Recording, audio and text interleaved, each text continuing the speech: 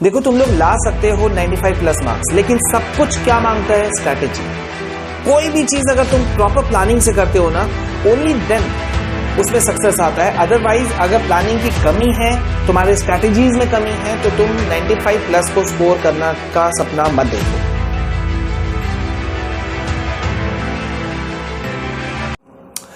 स्वागत है दोस्तों आप सभी का आपके अपने चैनल में, और मैं हूं तुम्हारा विशाल सर, विशाल भैया, जो बोलो सब चलता है। तो गाइज अब हमें क्या करना है, हमें बचे हुए 30 डेज में अब हमें स्कोर करना है 95 plus marks. Is it possible? बहुत सारे बच्चे मुझसे पूछ रहे हैं, हजारों बच्चे मुझसे पूछ रहे हैं कि ये पॉसिबल है भैया? तो देखो मैं बता रहा हूं, जो मैंने अभी कहा कि अगर तुम्हारा पूरा जो खाका है ना, अगर वो प्लानिंग के ऊपर बेस्ड है, स्ट्रैटेजी पे बेस्ड है, तो फिर तुम्हारा सक्सेस कंफर्म है। एक छोटा सा 2 सेकंड का एग्जांपल, 2 मिनट का, 1 मिनट का एग्जांपल, और तुम समझ जाओगे। तुम्हें जाना है कहीं दूर, अपने कार से जा रहे हो, तो तुम क्या करते हो? सबसे पहले अपने कार में या बाइक में फुल टैंक करते हो, राइट? या कम से कम इतना तो तुम फ्यूल लेते हो, तेल लेते हो, जितने पे तुम पहुंच जाओ, वापस आ जाओ, ठीक है? मतलब तुम रिस्क नहीं लेते। तो यही चीज है, इसी को कहा जाता है प्लानिंग, ठीक है? तो ये कहना मतलब कि भाई 95 प्लस मार्क्स लाना हमारे लिए पॉसिबल है कि नहीं है, वो भी 30 डेज स्ट्रैटेजी के अंदर में 110% सक्सेसफुल है, और अभी मैं तुम लोगों को ये बताऊंगा। तो अब बात शुरू करते हैं कि भले ही तुम क्लास 10th में हो, 11th में हो, 12th में हो, या 9th में हो, या कोई भी क्लास में हो, इससे फर्क नहीं पड़ता। अगर तुम्हारा प्लानिंग है, प्रॉपर प्लानिंग से तुम चल रहे हो, तो पक्का तुम कर सकते हो। अब ये प्लानिंग वर्ड हम सुन रहे हैं, तुम्हारे मन में होगा कि आपने मुझे बताया नहीं कि भैया प्लानिंग क्या होता है, या स्ट्रैटेजी हम कैसे फॉलो करें। तो वही चीज अभी हम लोग करेंगे, लेकिन उस प्लानिंग को शुरू करने से पहले ना कुछ दिमाग के कीड़ों को हमें बाहर निकालना है। कौन सा कीड़ा? अब तुम पूछोगे मुझसे। देखो, कीड़ा है वो जिसको हम बोलते हैं नेगेटिव थिंकिंग। अगर तुम्हारे मन में नेगेटिव थिंकिंग है ना, तो तुम रामबाण लाओ, कुछ भी लाओ, कोई भी स्ट्रैटेजी, कोई भी प्लानिंग तुमको हेल्प करने वाला नहीं है। मतलब काम क्या आने वाला है? अगर तुम सबसे पहले नेगेटिव थिंकिंग को निकालते हो, तो तुम सक्सेस करोगे। अब इसमें यहां 2 बातें हैं, मैं एक पहले ही बोल देता हूं, ठीक है? पहला है तुम्हारा ओवर कॉन्फिडेंट होना, ठीक है? ओवर कॉन्फिडेंट, या फिर तुम्हारा है अंडर कॉन्फिडेंट, ठीक है? या तो तुम ओवर कॉन्फिडेंट हो गए या फिर अंडर कॉन्फिडेंट। दोनों चीज गलत है। कॉन्फिडेंस जरूरत से ज्यादा हो, यह भी नेगेटिव होता है, और अगर कॉन्फिडेंस तुम्हारा लो है, तब तो तुम गए काम से, वैसे ही तुम जाने वाले हो। तो मतलब कि इन दोनों चीज में हमें एक बैलेंस करके चलना होगा। अब देखो यहां सोच का फर्क है। किसी के लिए क्या होगा, 30 डेज बाकी है, 30 दिन, अरे बहुत है यार। बहुत सारे तुम्हारे ऐसे दोस्त होंगे जो तुमको ऐसा बोलते होंगे, अरे अभी तो 30 दिन है, क्यों पागल हुए जा रहा है? हाँ, अभी 30 दिन है ना, कर लेंगे, अपन कर लेंगे, हो जाएगा। और वहीं कुछ तुम्हारे ऐसे भी दोस्त होंगे, अरे यार 30 दिन बचा हुआ है, बस सिर्फ 30 दिन है। देखो एक ही लाइन है, बोलने का 2 और सोचने का 2 तरीका। तो जो तुमको ऐसा बोलता है कि अभी तो बहुत टाइम बाकी है, एकदम उसको तुम अपने ग्रुप से निकाल दो। ये मेरा एक बहुत ही फ्री का एडवाइस है। अब उसे लेना है तो ले लो, नहीं तो छोड़ दो, लेकिन मेरे ख्याल से तुमको लेना चाहिए, तुम सब लोगों को। तो ये थॉट जो तुमको डाल रहा है ना कि भैया अभी टाइम बहुत बाकी है, ये थॉट दिमाग से निकाल लो। टाइम अब हमारे पास में बहुत कम है, और हमें पूरे सिलेबस को सही ढंग से कवर करते हुए चलना है। तो अब हम कवर कैसे करेंगे? हम कवर करेंगे सबसे पहले अपने सिलेबस को फोकस करेंगे, ठीक है? देखो 30 दिन का स्ट्रैटेजी है, तो हमें कुछ चीजों को तो फोकस करना पड़ेगा। कौन कौन से ऐसे पोर्शन है जिसको हमें पढ़ना नहीं है ना? अभी के समय में, अभी देखो तरीका क्या है, तरीका यह है कि कितना ज्यादा पढ़ना है, इसको फोकस पे पहले नहीं रखा जाता है। फोकस पे इसे रखना होता है कि क्या नहीं पढ़ना है। मतलब सबसे पहले उन चीजों को हटाओ जो तुमको नहीं पढ़ना है, उसको काट के पेंसिल से रब करके हटा दो, या काट दो, क्रॉस कर दो, ठीक है? तो अब बचा क्या तुम्हारा कि क्या हमें पढ़ना है। मतलब ध्यान तुम्हारा यह होना चाहिए, तुमको यह पता होना चाहिए कि भाई हमको सारा कुछ नहीं पढ़ना है। इससे क्या होगा ना, अगर सब खाने के चक्कर में जाओगे, तो तुम्हारा जो प्रोडक्टिविटी है, तुम्हारा जो एक बूस्टअप वाला जो पावर है ना, जो तुमको जिताता है, वो लो हो जाएगा। तो सारा खेल तो उसी का है ना। तुम्हारे अपने प्रोडक्टिविटी को कैसे तुम इंक्रीज और कर सकते हो, वो उस पे हमें काम करना है, ना कि तुम्हारा जो प्लस पॉइंट है उसको हमने घटा दिया। क्यों? हम एक्सेस दौड़ रहे थे। अब तुम समझ लो कि तुमको जाना है कहीं, एक ग्राउंड का मान लो 2 चक्कर काटने हैं या 1 चक्कर काटने हैं और तुम फालतू के 3 काट कर आ जाते हो, तो क्या कोई तुम्हारी वाहवाही करेगा? तुमको बेवकूफ बोलेगा कोई। ठीक है, इसी जगह पे देखो, जैसे मैंने पहले भी कई बार कहा है कि अगर कई बार ऐसा होता है कि किसी क्वेश्चन के आंसर को हमें आता है तो हम जरूरत से ज्यादा लिख देते हैं। ठीक है, क्योंकि हमें उस पर आंसर अच्छा आता है ना, तो हमने ज्यादा लिख दिया ये सोच के कि टीचर खुश हो जाएगा। टीचर खुश नहीं होगा, तुम्हारे मार्क्स कट करेगा। तो हमें इस चीज पे फोकस करना है कि प्रोडक्टिविटी हमारा लो नहीं हो। सारा कुछ नहीं पढ़ना है, सिलेक्टेड पढ़ना है, सिलेक्टिव होना है हमें। वैसे भी सिर्फ 30 दिन का टाइम है हमारे पास में, तो अब 30 दिन के अंदर में हमें वो सब कुछ करना है जो एक टॉपर बनने के लिए हमें चाहिए। अब टॉपर हम कैसे बनेंगे?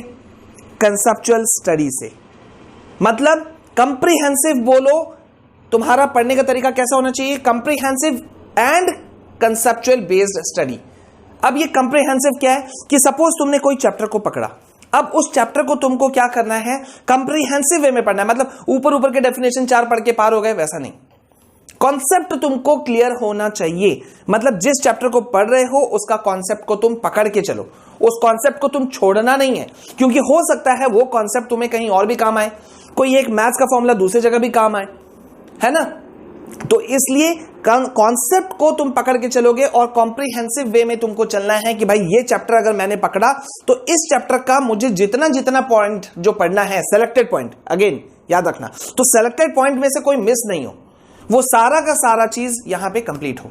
अब इसमें हमें एक बहुत बड़ा चीज हमें मदद करेगा, क्या? अब आता है एक बहुत इंपॉर्टेंट पॉइंट जिसको मैक्सिमम स्टूडेंट जानते हैं लेकिन छोड़ देते हैं या बहुत हल्के में लेते हैं। वो क्या है? Previous years questions. जो पिछले साल के, अगर तुमने 5-6 साल के अगर क्वेश्चन पेपर को तुमने कवर कर लिया ना, तो तुम मान लो कि 80% से अबव का तो तुमने सक्सेस रेट हासिल कर लिया। बहुत ध्यान से सुनना मेरी बात को। देखो 30 डेज स्ट्रैटेजी है और ये मैं एक बार नहीं कई बार हजारों लड़कों को बता चुका हूं और सारे के सारे लड़के बेनिफिटेड हुए हैं। वो लोग जिन्होंने इस 30 डेज या जो भी हम स्ट्रैटेजी बता रहे हैं उसको उन्होंने फॉलो किया। ठीक है, तो तुमको क्या करना है? प्रीवियस ईयर के क्वेश्चंस जो होते हैं ना वो बहुत इंपॉर्टेंट होते हैं, क्योंकि वहां से क्वेश्चंस आते ही आते हैं और तुमको एक ग्लिम्स मिलता है, एक अंदाजा मिलता है कि यार किस तरह के क्वेश्चंस आएंगे, हमें किस तरह का अटेम्प्ट करना है और कैसे हम अटेम्प्ट कर पाएंगे या नहीं कर पाएंगे, या क्या कहां पे हम लोग लैग कर रहे हैं, कहां हम लोग का कोई चीज छूट रहा है। तो उस प्रीवियस ईयर्स के क्वेश्चन जो बैंक है या क्वेश्चंस हैं उस पे तुमको फोकस करना है, क्योंकि उसमें से कई क्वेश्चन जो है वो घुमा फिरा के जो है ना वो पूछे ही जाते हैं। अगर तुम 5-6 साल के क्वेश्चन पेपर को देख लो, तुमको सिमिलैरिटी नजर आएगा बहुत सारे क्वेश्चंस में, एक जैसे नहीं होंगे।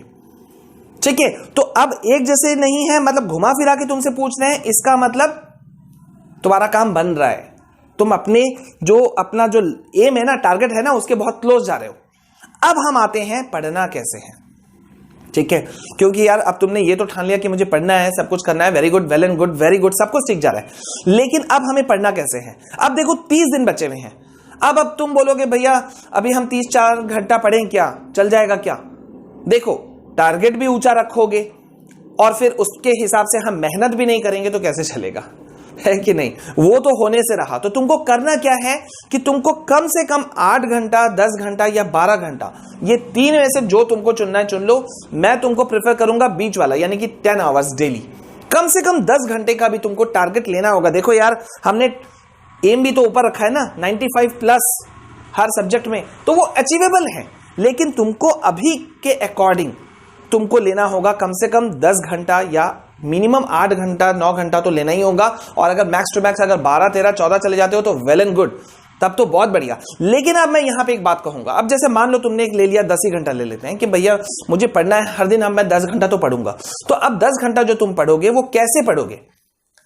कभी भी याद रखना लॉन्ग स्टडी सेशंस नहीं होने चाहिए, लंबे लंबे, मतलब एक बार पढ़ने बैठे तो हम 3 घंटा तक पढ़ ही रहे हैं, ऐसा कभी नहीं होना चाहिए। टेक ब्रेक्स, स्मॉल ब्रेक्स, कुछ छोटे छोटे ब्रेक्स जो है ना वो तुम लोग ले लो, थोड़े थोड़े से ब्रेक। अब जैसे कि हर 1 घंटा में तुमने 5 मिनट का ब्रेक लिया, ठीक है, हर 1 घंटा में 5 से 7 मिनट 10 मिनट का ब्रेक ले लो। ठीक है, अब उसमें ऐसा नहीं बोलना कि भैया मेरे 5-10 मिनट वेस्ट हो गए, वेस्ट नहीं हो गए, वो तुम्हारे माइंड को कहीं ना कहीं फ्रेश कर रहा है। तुम जो उठते हो, उठ करके इधर उधर घूमते हो तो थोड़ा सा फ्रेश फील करते हो, बॉडी पोस्चर जो है वो तुम्हारा चेंज हो जाता है, थोड़ा सा जो बॉडी है वो थोड़ा फ्री भी हो जाता है। मतलब तुम इंटरनली देखो, बॉडी तुम्हारा ठीक रहेगा, वो फ्री रहेगा, तो कहीं ना कहीं तुम ठीक रहोगे, तुम्हारा टारगेट ठीक रहेगा। अब तुम ही अगर एक जगह अकड़ के बैठे हुए हो और ये सोच रहे हो देखो मैंने 3 घंटा तो पढ़ लिया, ऐसा नहीं होने वाला। अब यहां पे मैं एक बहुत बड़ा बात बोलूंगा जिसको सुनकर के तुम चौंकोगे, कंफर्म है। बहुत लोग बोलते हैं भैया मैंने फलाना का डिमका का मैंने टाइम टेबल जो है ना उसको फॉलो किया है, मैं उस पर फॉलो कर रहा हूं तो एकदम सही है। पहला तो मैं एक चीज बोल देता हूं, कभी भी हमेशा याद रखना, कोई भी टाइम टेबल पूरी तरह से परफेक्ट नहीं होता और ना ही तुमको कोई दे सकता है। परफेक्ट टाइम टेबल अगर तुमको चाहिए तो वो तुम खुद बना सकते हो, क्योंकि हर एक लड़का या लड़की का जो घर का शेड्यूल है, सिचुएशंस हैं, प्रॉब्लम्स हैं, कोई भी अदर चीज है, वो सबका डिफरेंट होता है। तो कोई भी एक टाइम टेबल परफेक्ट नहीं है, तुमको डेली टारगेट सेट करना चाहिए। हर दिन का एक डेली टारगेट सेट करो कि मुझे आज क्या करना है, ये तुमको चैलेंज के तौर पे लेना होगा। ऐसा करना होगा ना कि जैसे मान लो कि अब अभी 30 डेज के हिसाब से, 30 दिन के हिसाब से मुझे एक सब्जेक्ट का मुझे कम से कम 3 जो चैप्टर्स हैं वो तो फिनिश करना है, तो ये चैलेंज के तौर पे लो, टारगेट सेट करो कि मुझे 3, ये नहीं कि आज अच्छा एक ही चैप्टर में ना बहुत टाइम लग गया तो कोई बात नहीं ना, मैं बाद बाकी 2 चैप्टर कल कर लूंगा। टाइम कहां है तुम्हारे पास? टाइम ही तो नहीं है, टाइम है बहुत ही कम, और जो हमें अचीव करना है वो या तो बहुत हार्ड है या तो बहुत आसान है। तो इस वजह से मैं तुमको बोल रहा हूं कि किसी भी हालत में तुमको क्या करना है, डेली टारगेट सेट करो और उसके पीछे फिर लग जाओ। ठीक है, अब इससे मुझे कोई फर्क नहीं पड़ता कि तुम देर रात जागना चाहते हो, उसमें तुमको कंफर्टेबल है, या अर्ली मॉर्निंग उठ करके पढ़ना चाहते हो, वो उसमें तुम कंफर्टेबल हो। क्योंकि यार ये तो हर किसी का अपना अपना एक कह लो कि कंफर्टेबल जोन होता है। किसी को रात पढ़ने में बहुत मजा आता है तो किसी को सुबह, तो तुम्हारे हिसाब से क्या है वो तुम ले लो। लेकिन मैं तुमको एक बहुत बड़ा हथियार दे सकता हूं, क्या? टी और ई का। टी और ई, ये टी का मतलब हुआ टफ और ये ई का मतलब हुआ इजी। मतलब हर दिन जो तुमको 2 सब्जेक्ट लेके पढ़ने हैं, हर दिन, ये 10 घंटा रखो, 8 घंटा रखो या 12 घंटा रखो, एक टफ सब्जेक्ट, हार्ड सब्जेक्ट ले लो जिसको तुम ज्यादा समय दोगे। मान लो 10 घंटा पढ़ने का टारगेट सेट किया तो 8 घंटा हम देंगे इस हार्ड वाले सब्जेक्ट को, और ये इजी सब्जेक्ट को हम देंगे 2 घंटा। तो टफ और इजी का कॉम्बिनेशन होना चाहिए, एक हार्ड सब्जेक्ट हो तो एक इजी सब्जेक्ट, हर दिन ये लेके चलो।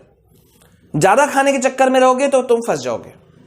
ठीक है, अब यहां पे एक बहुत बड़ा बात है कि जब किसी को तुम पढ़ रहे हो, किसी बुक को पढ़ रहे हो, सपोज तुम साइंस पढ़ रहे हो, ठीक है, तो पूरे बुक को, सारे चैप्टर्स को तुम एक जैसा अटेंशन देने की भूल कभी मत करना। ये बहुत सारे स्टूडेंट्स ये गलती करते हैं कि सारे बुक्स को, मतलब एक बुक के सारे चैप्टर को एक ही जैसा वो समझते हैं, जबकि ऐसा नहीं होता है। सबका मार्किंग स्कीम अलग है, वेटेज अलग होता है, हर चैप्टर का वेटेज अलग है। तो जिसमें वेटेज ज्यादा है, जहां से हमारे ज्यादा क्वेश्चंस आने वाले हैं, ज्यादा मार्क्स निकलने वाले हैं, ऑब्वियसली हमको तो उसी चैप्टर को फोकस ज्यादा करना होगा ना, उसी चैप्टर को हमें टाइम देना होगा, क्योंकि वेटेज वहां पे ज्यादा है। तो इसलिए जहां पे वेटेज ज्यादा है वहां पे फोकस ज्यादा, और वहां पे हमें मेहनत ज्यादा करना होगा। और एक और बहुत बड़ा मैं तुमको पॉइंट बोलूंगा, किसी भी हालत में तुमको रिटन प्रैक्टिस करना है, रिटन प्रैक्टिस। ठीक है, ये बहुत मस्त है। मैंने जब भी किसी स्टूडेंट को कुछ पढ़ने के लिए बोला है तो मैंने हमेशा ये बात कहा है कि रिटन प्रैक्टिस पे फोकस रखो। हर दिन अगर तुम पढ़ रहे हो तो कम से कम 1 से 1.5 घंटा ऐसा करो कि लिख करके पढ़ो। अरे वो लिखना आप जबरदस्ती लिखोगे क्या? तुम प्रीवियस ईयर के क्वेश्चन बैंक को सॉल्व करने बैठ जाओ ना, क्वेश्चन बैंक से क्वेश्चन पेपर को सॉल्व करो।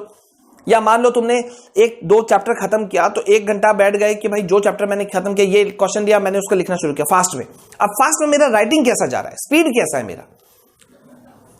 At the end of the day most important चीज कि ये सारा कुछ जब तुम फॉलो कर रहे हो तो तुमको हर दिन सोने से पहले एक काम करना है। क्या हमने क्या किया था? डेली टारगेट को हमने सेट किया था। तो अब तुम्हें क्या करना है, रात को तुम्हें वो चीज चेक करना है कि भाई मैंने जो सुबह शुरू करने से पहले मैंने जो डेली का, आज सुबह का जो मैंने टारगेट, दिन भर का टारगेट सेट किया था, वो कितना मैंने अचीव किया, कहीं कुछ मिस हुआ अगर मिस हुआ तो हमें उस पर काम करना होगा, क्योंकि समय या तो बहुत ज्यादा या तो बहुत कम, ये तुमको डिसाइड करना है कि तुम इसे किस रूप में लेते हो। वो एक कहावत है ना, आधा गिलास पानी किसी को दिखता है तो खाली आधा गिलास पानी किसी को दिखता है। अब ये अपना अपना सोचने का और देखने का नजरिया है, लेकिन इतना कंफर्म है कि तुम 30 दिन में फोड़ दोगे, तुम मार्क्स ले आओगे, जम करके मार्क्स उठाओगे, ये कंफर्म है, बशर्ते तुम सारे चीज को टारगेट लेते हुए चलो, जो जो मैंने अभी पॉइंट्स तुमको बताया। ठीक है, बहुत सारे ऐसे स्टूडेंट्स मेरे निकले हैं जिन्होंने अच्छे खासे लंबे चौड़े मार्क्स उठाए हैं, स्कोर किए 95 प्लस, 97%, 98%, अच्छे खासे मार्क्स स्कोर किए।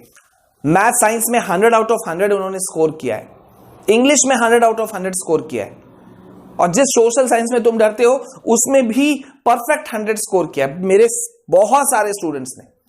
तो सब कुछ अचीवेबल है, बशर्ते तुम एक स्ट्रैटेजी से चलोगे, एक प्लानिंग से चलोगे, एंड मोस्ट इंपॉर्टेंट थिंग कि अपने अंदर में एक जोश लेके चलोगे, यस यार I am doing very good, I am doing very perfectly, और मैं बहुत अच्छा कर रहा हूं और अच्छा करूंगा और मेरे को अचीव कर लेना है। टाइम है, लेकिन अगर सही से चलोगे तो लगातार मैं तुमको स्ट्रैटेजिकल जितने भी वीडियोस हैं, मोटिवेशनल वीडियोस हैं, मैं सारे चीजें दे रहा हूं, इंफॉर्मेटिव वीडियोस भी दे रहा हूं। तो तुमको अब उम्मीद है कि क्या करना है, अच्छे से समझ में आ गया होगा, तो खूब मन लगा के पढ़ो, और अब मेरे ख्याल से ज्यादा मुझे मत सुनो। ठीक है, तो चैनल को सब्सक्राइब नहीं किया तो जल्दी से कर लो, और जो हमारे अदर चैनल्स हैं for studies my CBSE guideline, उसको भी फॉलो कर लेना, ट्विटर और टेलीग्राम पे मुझे फॉलो कर लेना। और अब मैं कुछ नहीं बोलूंगा, जाओ जाओ जाओ जाओ जाओ, पढ़ो पढ़ो पढ़ो पढ़ो पढ़ो, बाय।